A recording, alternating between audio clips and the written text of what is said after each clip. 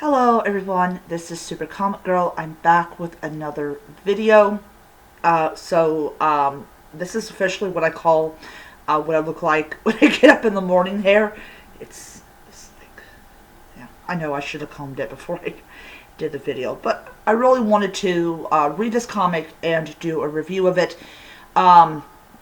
So basically I'm doing a review of one single issue of Batman Superman World's Finest each week, and then when I get to whatever issue that I have, which I think might be issue number 6 or issue number 7, then I'll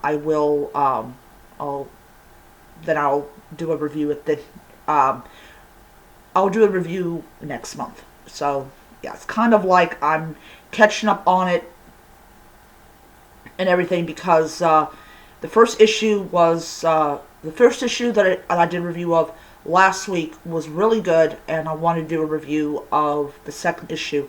So just like with issue number 1, issue number 2, I managed to find on Amazon.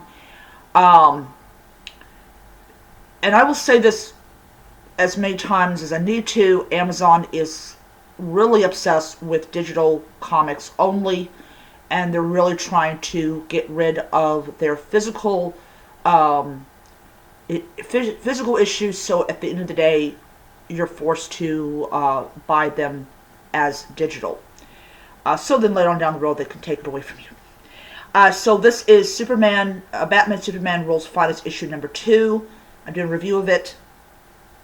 I really love this variant. This is really awesome. Unlike the first one, they don't tell you what the variant is supposed to be. So you have no idea. So this could just, this is basically just Superman and Batman and their smoke and all that type of stuff. It's just general destruction.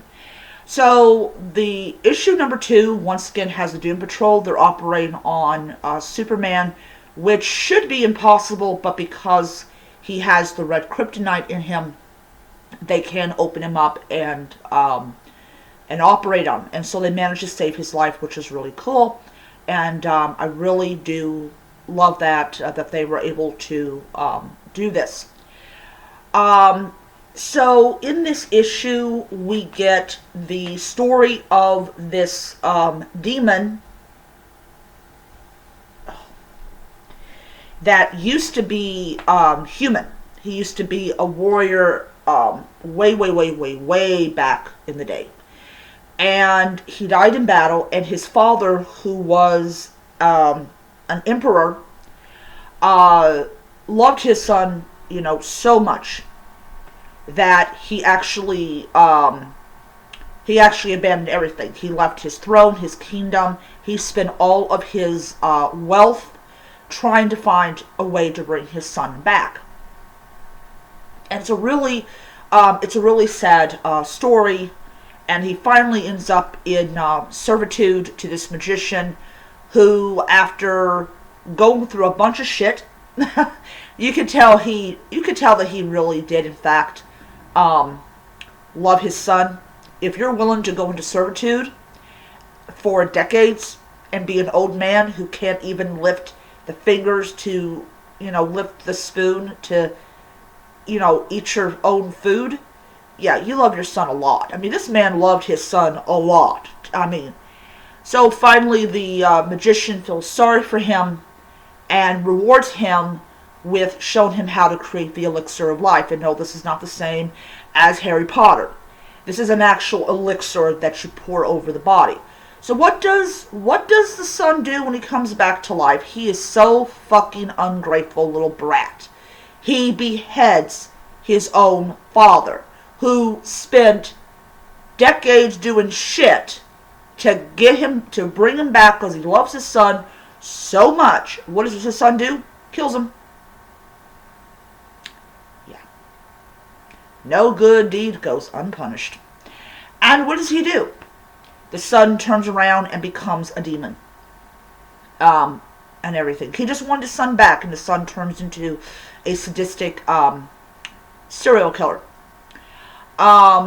So, yeah. Um, so, yeah, so what ends up happening is because the son is immortal, the only thing that people can do is lock him away. And, yeah. And so, Billy Baxton is in this story.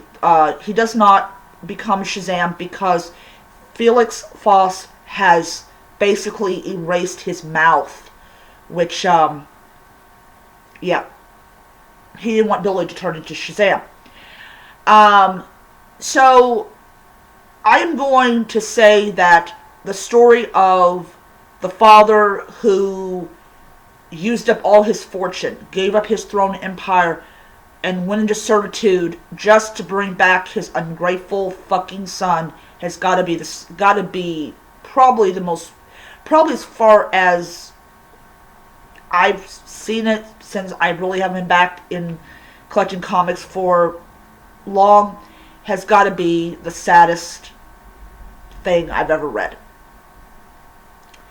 And, it just shows, as I said before, no good deed goes unpunished. I really like how the story was told. It makes you feel sad for the father.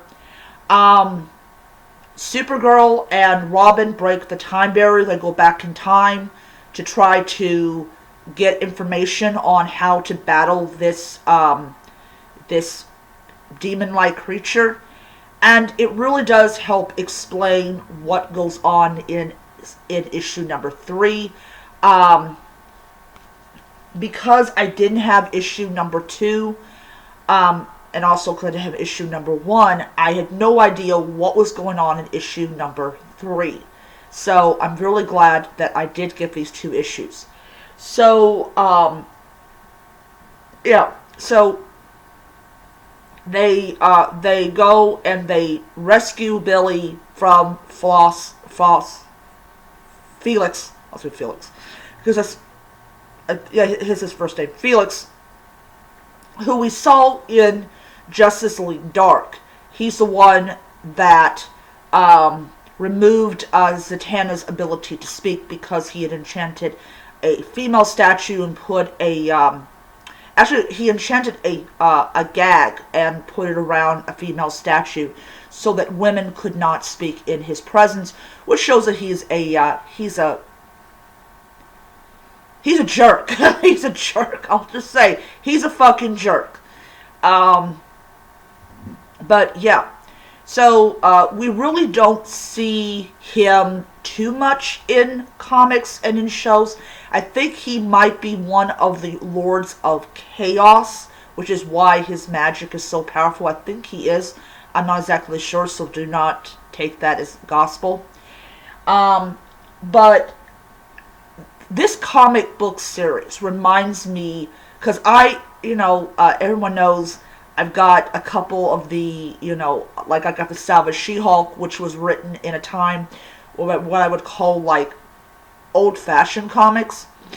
And this second issue, just like the first, has the feel of an old-time comic, which is why I love it. The story is very compelling, and you just want to find out, are the heroes going to defeat this demon or whatever.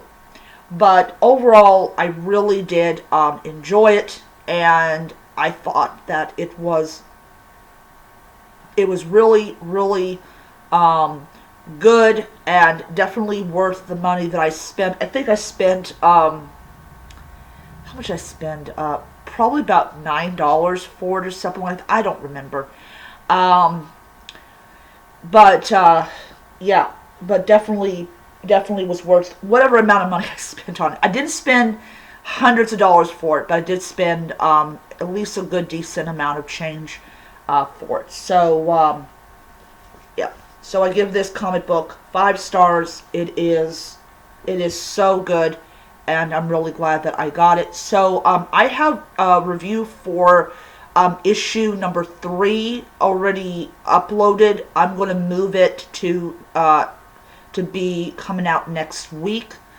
And yeah.